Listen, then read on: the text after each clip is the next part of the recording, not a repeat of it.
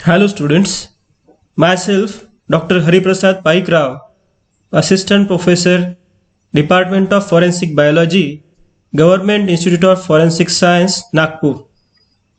So earlier in this particular module, we have seen about certain blood group systems. Today in this session, we are going to discuss about an important topic of antigen and antibody reactions. In this particular lecture, we will find that how these antigen antibody reactions are classified, what are the types, and how these techniques are useful in forensic science in this particular session.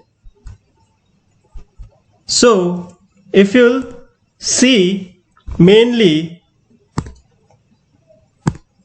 the introduction, the antigens and antibody, they combine specifically with each other as like the enzyme and substrate reactions.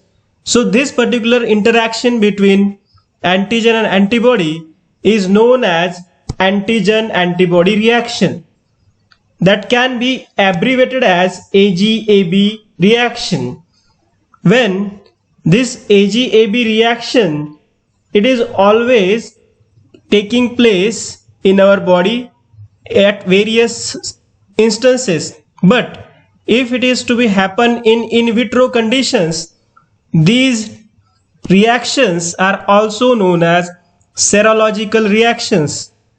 The reaction between antigen and antibody can be happen in three different stages. What are those stages?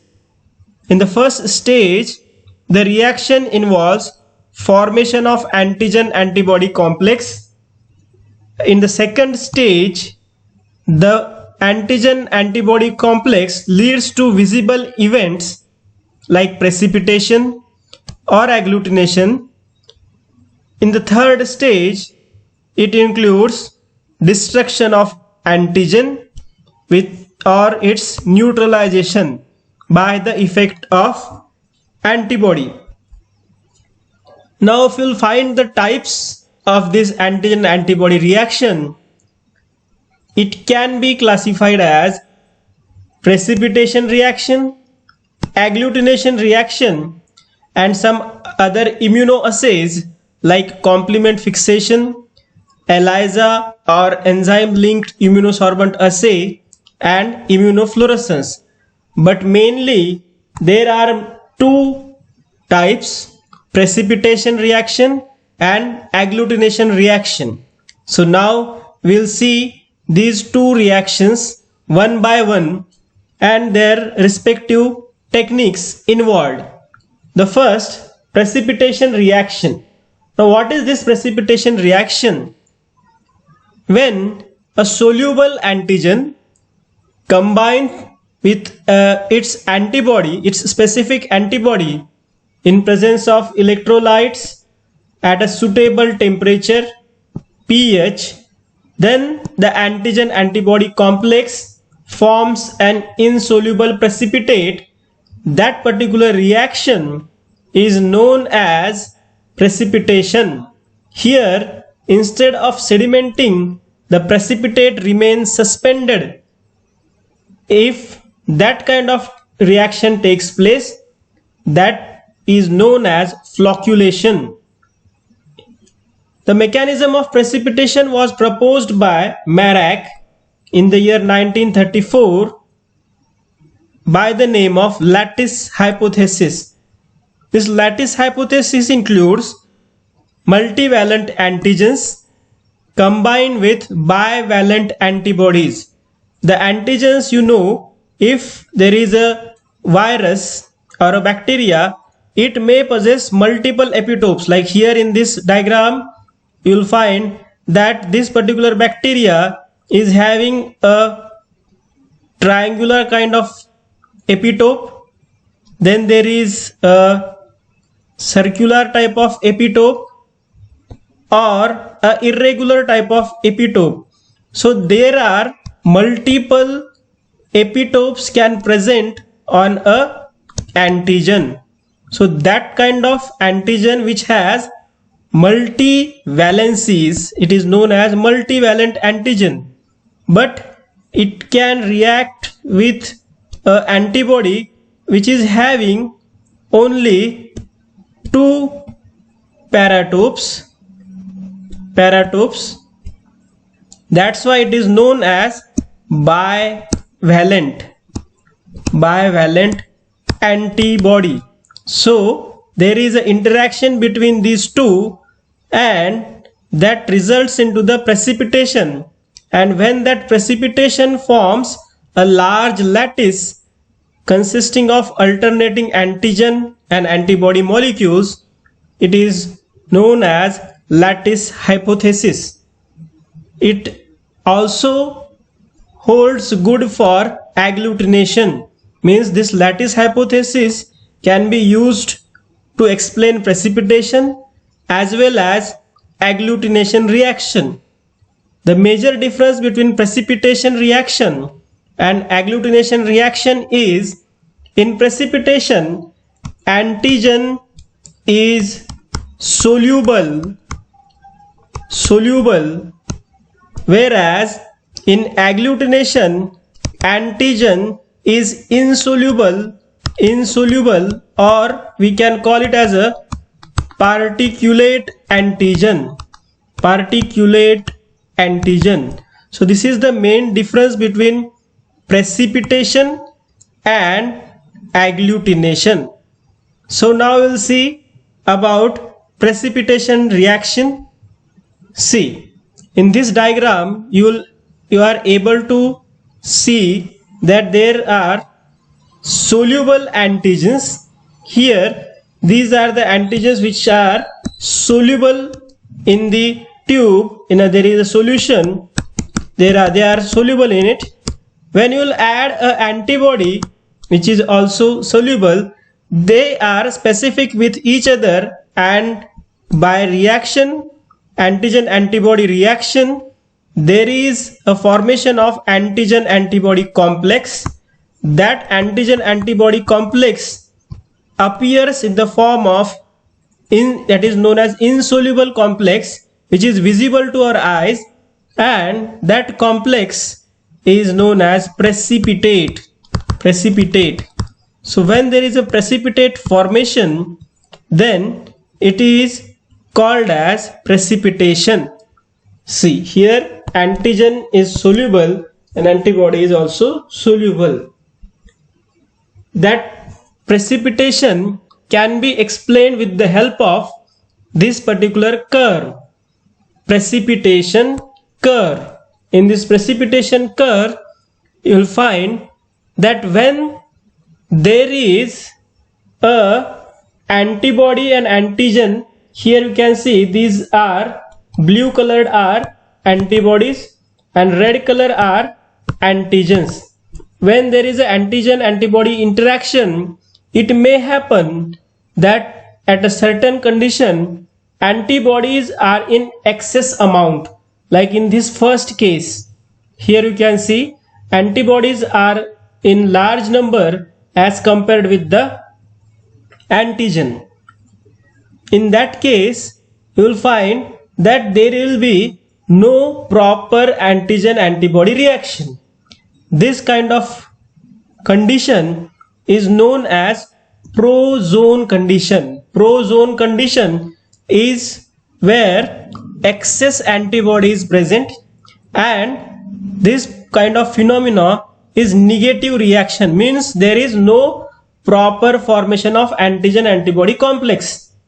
In the same way, if antigen are in excess amount, here the red color antigen are in excess amount than that of the antibodies, in that is also known as a negative reaction called as post-zone condition. So there are two conditions, prozone and post-zone.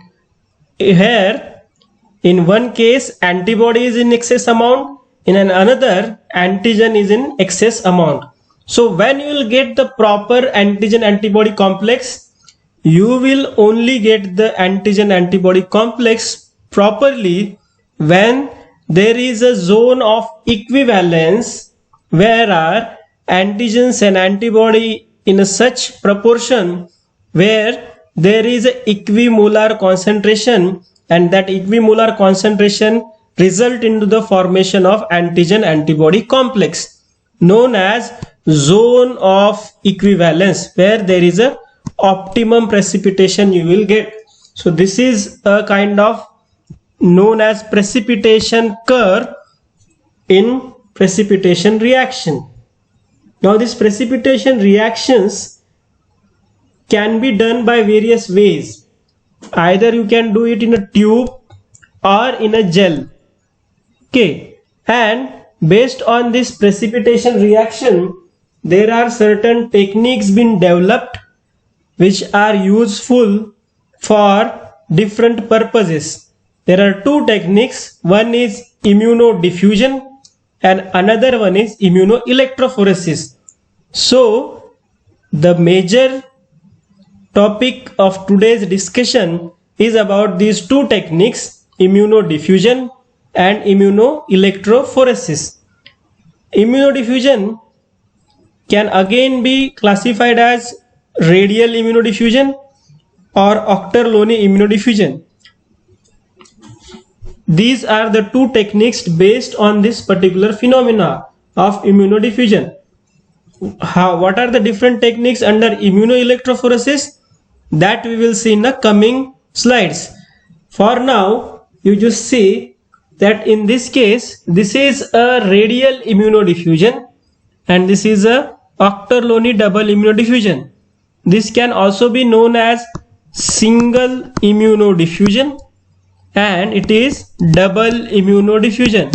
Now what is the difference between single and double immunodiffusion is that we will see one by one in the coming slides.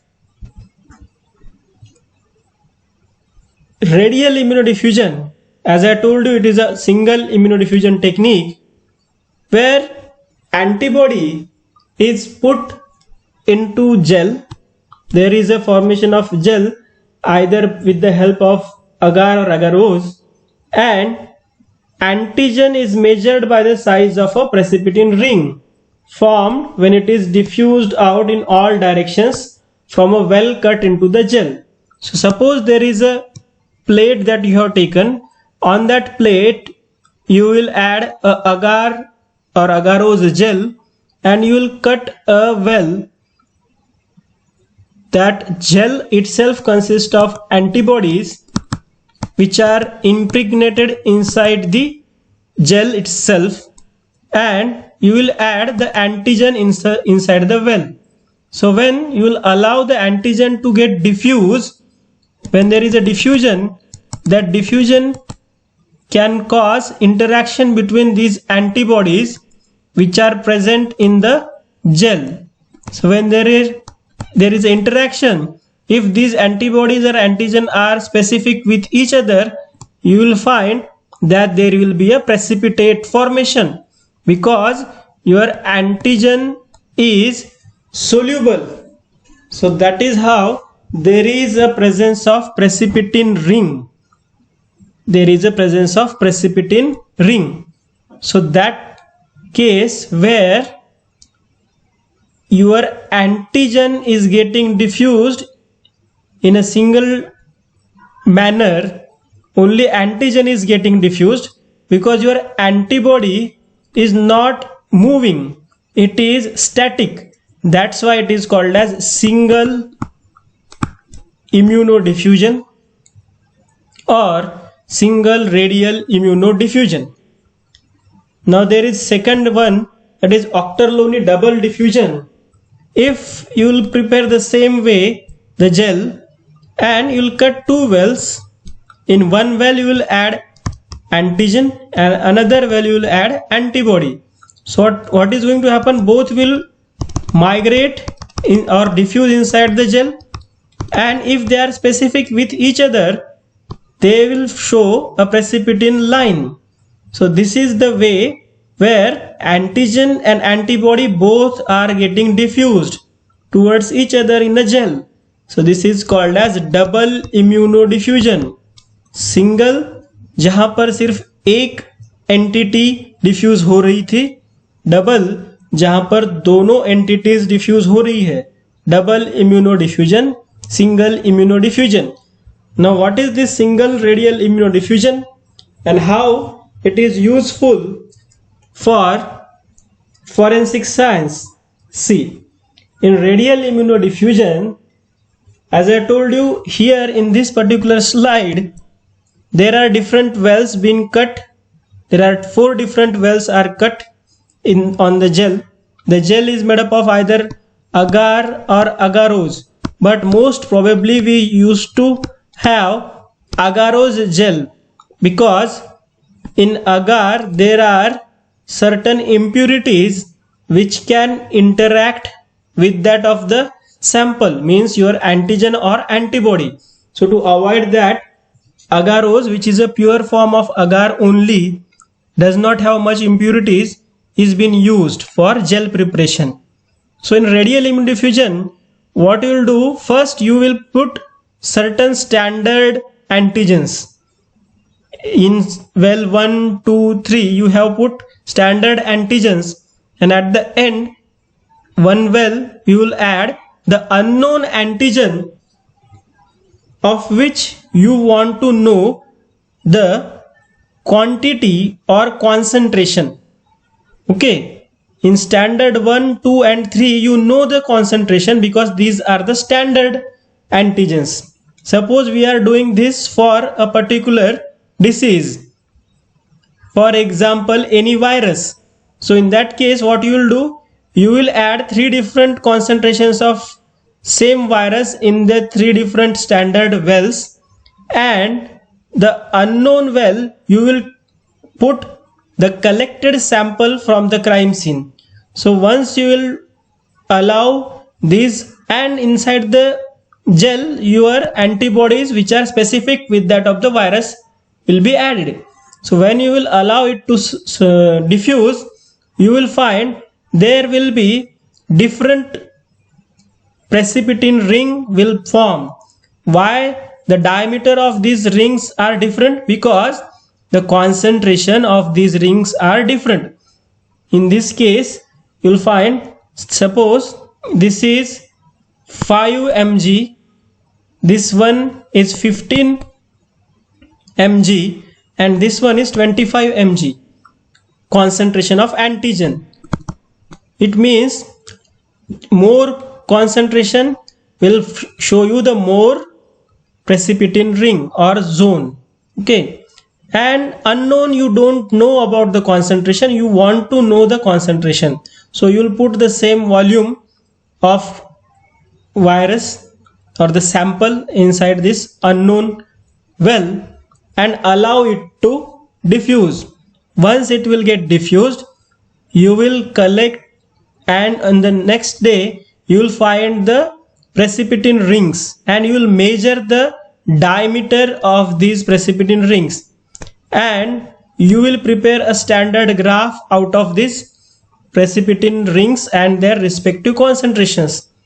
So here on the x-axis you can see on the x-axis the concentration of test reactant mg per dilution, that is 5, 15 and 25, and its respective diameter which is measured is put onto the y-axis, isn't it? So you will get a straight line, a standard curve. On the same line you have to measure this unknown ring and put on the same ring, same line. So here you put the diameter and its respective x-axis value will be the concentration of unknown. The unknown antigen will be of this particular quantity or this particular concentration. So this is the use of radial immunodiffusion, how this technique is achieved, and how this technique is useful in different purposes. This can also be done for vaccine measurements. What is the viral, what is the, because vaccines are attenuated antigens, so their capacity or their competence can be measured by this technique known as SRID, single radial immunodiffusion. So their results will be like this. Here you can see when it is been stained by different stain like amido black, then you will find these kind of zones and their respective graph. So it is mainly quantitative kind of technique. So you are able to identify the concentration of this particular antigen based on the technique. So this is the first, immunodiffusion. Here the diffusion term means you are allowing the antigens to get migrated inside the gel without any external field. So they are passively getting migrated. That's why it is known as diffusion, without any external field. Second immunodiffusion technique, that is Auchterlonie double immunodiffusion. It was proposed by Auchterlonie, a scientist named Auchterlonie. That's why it is known as Auchterlonie double immunodiffusion. In short, it is also known as ODD, Auchterlonie double diffusion. So in this Auchterlonie double diffusion, earlier as we have seen, both antigen, because and it is double diffusion, both antigen and antibody are allowed to diffuse into the gel. This technique can be used to test the similarity between antigens. So this particular technique is important in forensic science in species identification. Species identification can be done by the help of this technique. The steps involved in this technique are, here the same gel you have to prepare. In that gel you have to create wells. As I told you earlier, the reactants are added to the wells. Here the reactants are antigen and antibody. Allow these reactants to react with each other by incubating them, the gel or the slide, inside a moist chamber for 12 to 48 hours. On the next day you will find the precipitin line is there in between these two wells if they are specific with each other. So this is how it is been performed, the Auchterlonie double immunodiffusion. But it can also provide you, see in this case the precipitin band or precipitin bands, different bands can also be observed. So based on this diameter of precipitin band, or the width of precipitin band, not the diameter, width of precipitin bands, you are able to identify the potency of antigen antibody reactions. More the antigen antibody reaction, there will be a more width of this particular band. There are certain diffusion patterns of this Auchterlonie double immunodiffusion if it is performed in this way. Here you will find that in the gel you will cut three different wells. In these two upper wells you will add antigen 1 and antigen 2, which you want to know whether they are from the same origin or from different origin. And at the lower well you will add the antibody which is against either in these particular antigens 1 or antigen 2. On the basis of their identity, you are able to find three different patterns. What are those three different patterns? Here, in the first scenario, if the antigens which are present in these wells are identical, you will find this type of interaction where these antigen antibody precipitin line get fused to form a V-shaped arc known as precipitin arc. This is when the antigens are identical with each other. Here you are able to see the precipitin arc. If out of these two, one antigen is having similarity with other, but they are not identical with each other, as like in the upper case, so there you will find that if they are not identical with each other, you will get a cross line. Okay, means they are non-identical with each other. So your antibody does not react in the same way with each other. It reacts in different way to form a crossed line. So this kind of pattern will result into the non-identical antigens. Here in this case, when there is a partial identity between these two antigens, you are able to see a small extra spur-like structure in the precipitin band.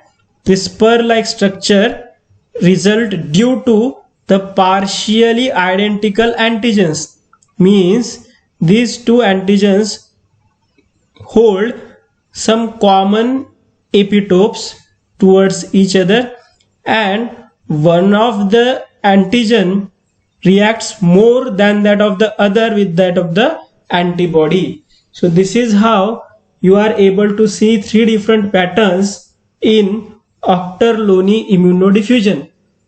So students, these are certain techniques of immunodiffusion which can be used in forensic science on species identification. For crime scene, you can collect blood, you can collect body fluids like saliva, and their respective antibodies can be used to detect the antigen present in that particular body fluid or stains. How this can be achieved, we will see that in the coming lectures. For now, this is the end of today's lecture. Thank you very much.